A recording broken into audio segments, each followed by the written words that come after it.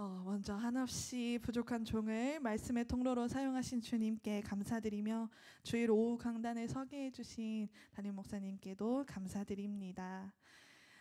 우리 인사로 시작할까 합니다. 샬롬. 샬롬. 옆에 분들과도 인사해 볼까요? 샬롬. 네. 바울이 빌립보 교인들에게 평강을 가득하길 바란 오늘의 본문처럼 저 또한 오늘 아름다운 교회에 평강이 가득하길 소망합니다. 오늘 본문에서 바울은 나의 사랑하고 사모하는 형제들, 나의 기쁨이요 면류관인 사랑하는 자들아 라고 빌립보 교회를 부르고 있습니다. 승리자의 화관이자 큰 기쁨을 가져다주는 원인이라고 말하며 그들에게 큰 애정을 나타내고 있는데요. 바울이 빌립보 교인들에게 이렇게 애정을 갖고 있는 것은 바울이 복음을 전파하기 위해 마게도냐로 떠날 때 빌립보 교인들만이 유일하게 연보를 하였습니다. 또한 데살로니가 교회에 갔을 때에도 그들은 바울에게 쓸 것을 보내주며 복음 전파에 동참하였기 때문입니다. 여기서 중요한 것은 쓸 것을 보내주었기 때문이 아닙니다. 4장 11절에서 12절에 내가 궁핍함으로 말하는 것이 아니니라 어떠한 형편에든지 나는 자족하기를 배웠노니 나는 비천에 처할 줄도 알고 풍부에 처할 줄도 알아 모든 일 곧 배부름과 배고픔과 풍부와 궁핍에도 처할 줄 아는 일체의 비결을 배웠노라 라는 말씀을 통해 바울은 이미 자족하기를 배운 사람이었다는 것을 알 수 있습니다.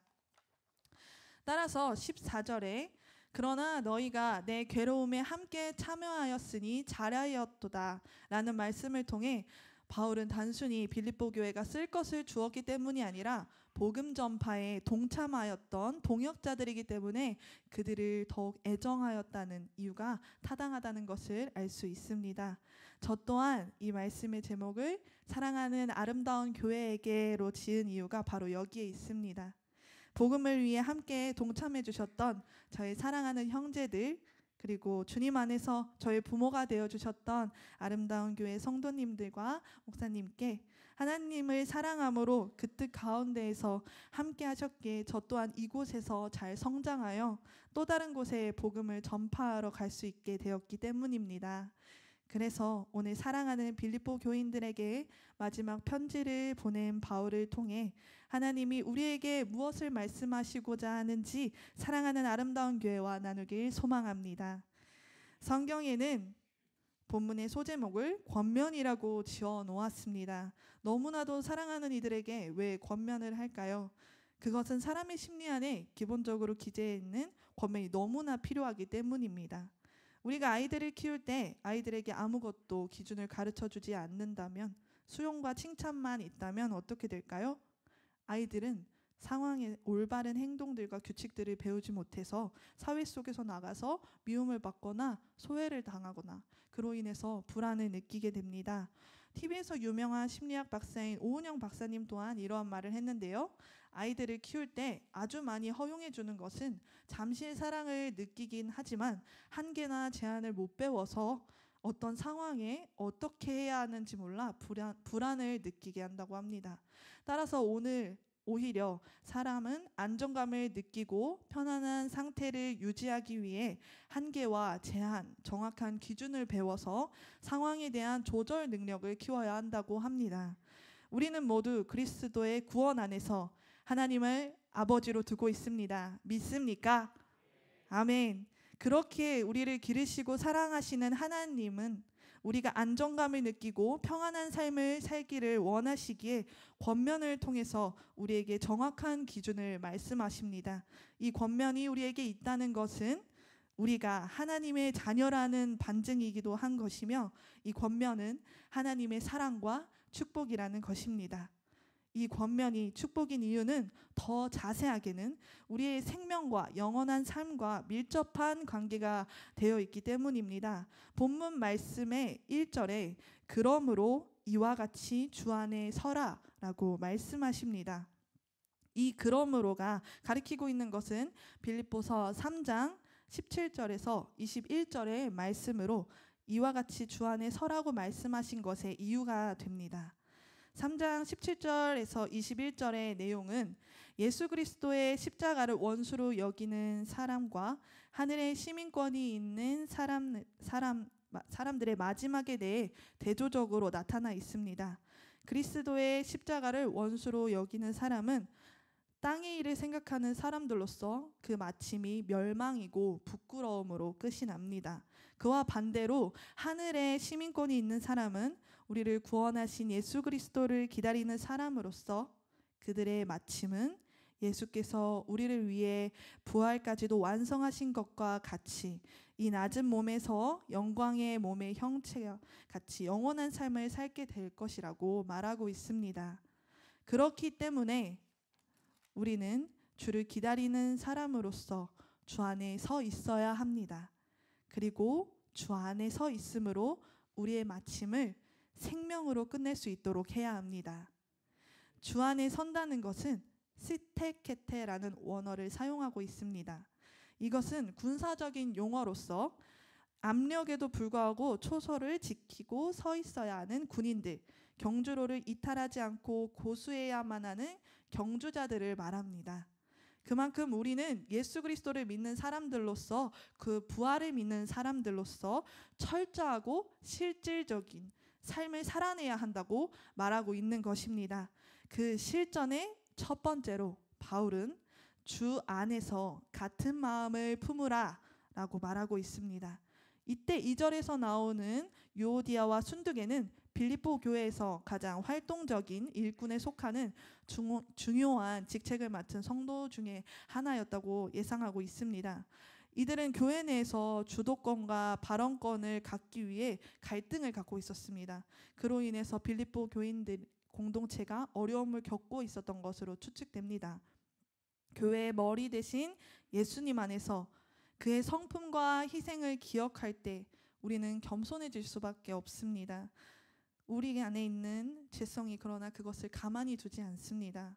예수님, 그 귀하신 위대하신 하나님이 우리 앞에 무릎을 꿇고 앉아 발을 닦아주기를 주저하지 않으셨습니다.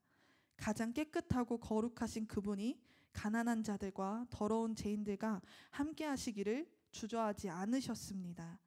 그분은 우리를 사랑하셔서 십자가까지 지셨습니다.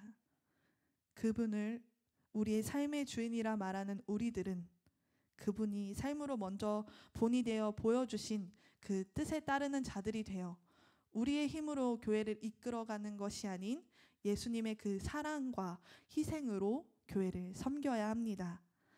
요한일서 2장 5절에 그의 안에 산다고 하는 자는 그가 행하시는 대로 자기도 행할지니라 라고 말하십니다.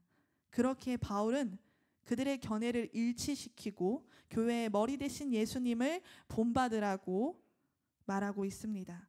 또한 현실적으로 갈등이 있는 당사자들끼리 스스로 그 갈등을 해결하기가 어려우니 교회에서 한 마음으로 그 갈등이 있는 사람들을 도와서 화해를 시키라고 말하고 있습니다. 이들은 이미 생명책에 이름이 있는 하나님께서 의롭다 하신 이들이기 때문입니다. 우리는 예수 그리스도를 믿음으로 의인으로 칭함받았습니다. 그런 사람들끼리 모인 곳이 교회입니다.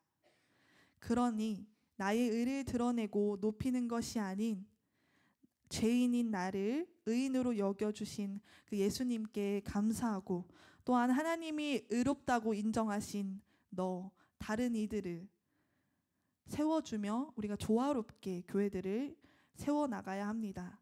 이것이 굳게 서는 것이며 그리스도를 주님으로 모시고 있다고 주장하는 모든 사람에게 해당되는 생활 방식이기 때문에 저를 포함한 우리 아름다운 교회 모든 성도님들이 말씀 안에서 서로 조화를 이루며 살아가길 소망합니다.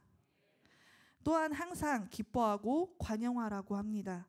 이 두 가지 모두 주 안에 있을 때에만 가능합니다. 나를 값없이 구원하신 그 은혜 앞에 그분을 나의 주님이라 믿으며 의지하며 살아갈 때 어려운 현실 가운데에서도 우리는 기뻐할 수 있습니다. 나를 품어주신 하나님의 사랑으로 우리는 남을 사랑하고 품을 수 있습니다. 여기서 바울은 주께서 가까우시니라 라고 이유를 덧붙이는데요.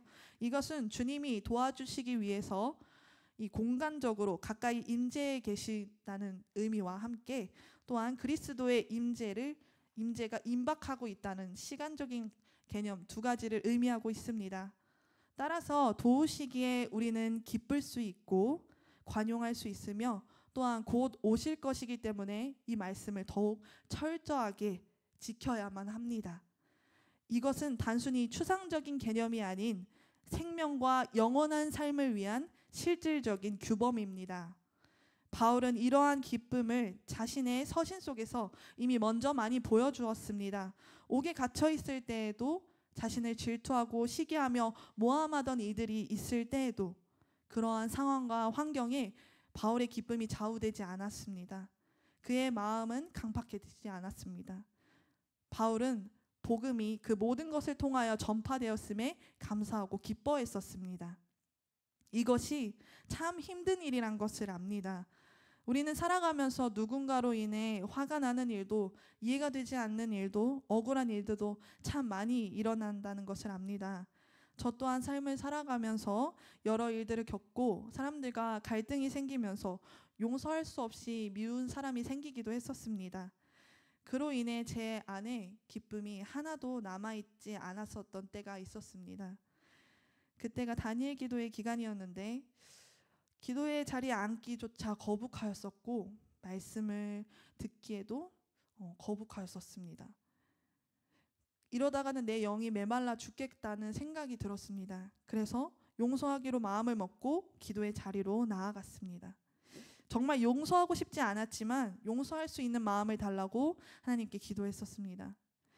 그리고 그날 그 기도의 자리에서 하나님이 아주 중요한 것을 깨닫게 하셨습니다. 나는 용서할 수 있는 입장이 아니란 것이었습니다. 예수님의 한없는 사랑으로 구원받은 빚진 삶 속에서 그 예수님의 사랑을 실천하기도 모자란 이 삶을, 예수님을 닮지 않은 내 삶 자체가 용서를 구해야 하는 삶이라는 것을 알게 되었습니다. 그것이 그 후에 저의 기도를 바꾸게 하였습니다. 용서할 수 있는 사람이 아닌 용서를 구할 수 있는 사람이 되기를, 그렇게 예수님을 믿고 그 구원을 얻은 자로서 예수님의 사랑에 보답하는 삶이길 간절히 바라게 되었습니다. 그 후로 예수님이 나를 용서하신 것에 대한 자유함과 기쁨이 다시 넘쳐나게 되었고, 함께 동역하는 이들을 사랑하지 못한 애통함과 관용의 마음이 넘쳐나며 성장의 기쁨을 다시 회복하게 되었습니다. 또한 말씀에 순종을 할 수 있다라는 그 평안이 제 안에 찾아오게 되었습니다. 우리 아름다운 교회 성도님들 또한 주 안에서 이 모든 말씀들 앞에 염려하지 말고 기도로 나아갈 때 말씀대로 살아갈 힘을 주시고, 그로 인해 참된 기쁨이 회복되고 평안을 누리시길 소망합니다. 마지막으로 바울은 성도들에게 참되고 경건하고 의롭고 거룩하고 사랑할 만하고 칭찬할 만한 것들을 생각해 높은 윤리적인 삶과 칭찬받는 삶을 살도록 강조하고 있습니다.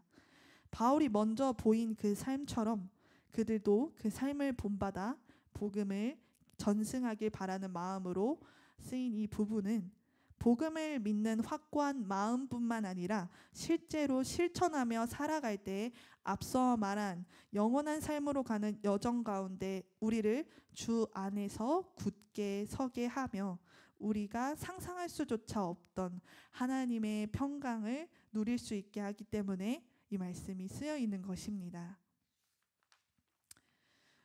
우리가 늘 같은 마음으로 항상 기뻐하고 관용하며 염려하고 싶지 않지만 행위로만이 아닌 마음으로 이 말씀을 지키기란 참 힘든 일인 것 같습니다.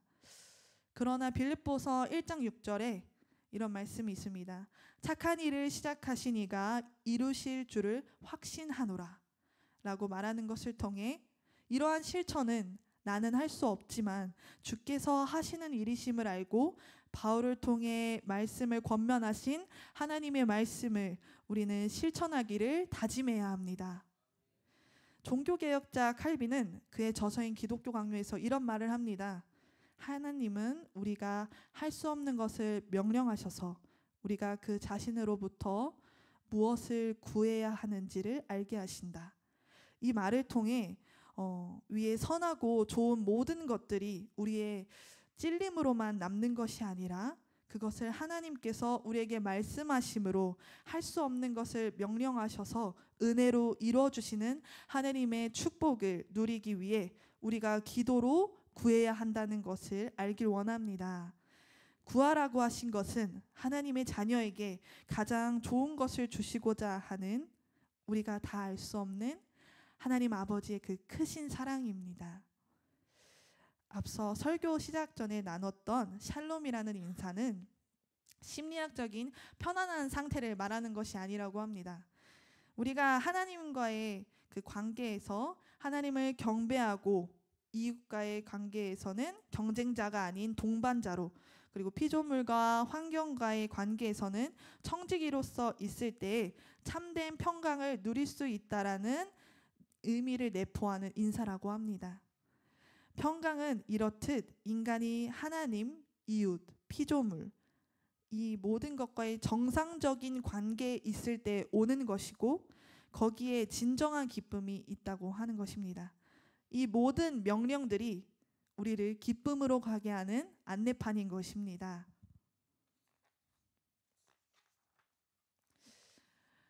오늘 사랑하는 우리 아름다운 교회에게 권면한 이 말씀이 여러분들의 삶에 흘러 들어가 실질적인 기쁨이 누려지고 굳게 설 수 있는 힘이 되어서 마침내 우리가 다다를 영원한 생명으로 열매를 맺길 소망합니다. 사랑하는 아름다운 교회 성도 여러분, 주 안에 굳게 서서 그 평강을 누리시길 언제나 어디서나 사랑하는 아름다운 교회를 위해 기도하겠습니다. 여러분 또한 저를 위해 그리고 말씀을 맡은 많은 사역자들을 위해 기도로 중보해 주시길 바랍니다. 이상으로 말씀을 마치겠습니다.